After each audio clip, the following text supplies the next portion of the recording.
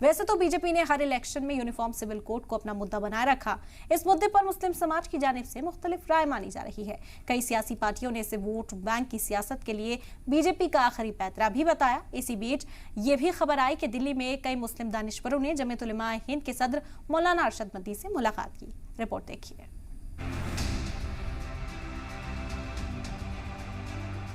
Uniform civil code हमेशा से BJP के मैनिफेस्टो का हिस्सा रहा है। बीजेपी इसे नाफिज करने की पैरवी करती रही है।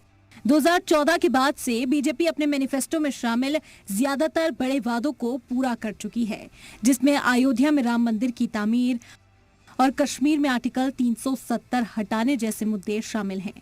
अब यूसीसी ही एक ऐसा बड़ा मुद्दा है जिसे मरकज की बीजेपी हुकूमत नाफिज नहीं कर पाई है। यूसीसी के तहत ऐसा कानून नाफिज करने की तजवीज है जो सभी शहरियों पर बराबर से नाफिज होगा, फिर चाहे उनका मजहब, जेंडर, जात कुछ भी हो। इसे लेकर सुगबुगाहट दोबारा बढ़ी है। हिंदुस्तान के लॉ कमीशन की ओर से जारी पब्लिक नोटिस के बाद सियासी हलचल भी तेज हो गई है। इसमें यूसीसी पर लोगों से राय मांगी गई है। मरकजी हुकूमत अगले लोकसभा इलेक्शन से पहले यूसीसी को नाफिज कर सकती है।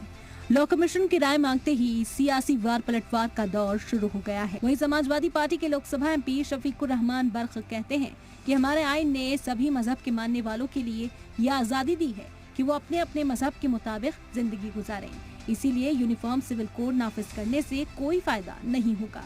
पहले जरूरत है कि लोगों के दिलों को मिलाया जाए। मजहबी तरीका है वो और है, दूसरे धर्मों में दूसरा तरीका है, तो इसको आप क्यों मिलाना चाहते हैं? क्यों एक इसमें यूनिटी करने से क्या फ़ायदा होगा? इससे मतलब ये कि दिल नहीं बदलेंगे।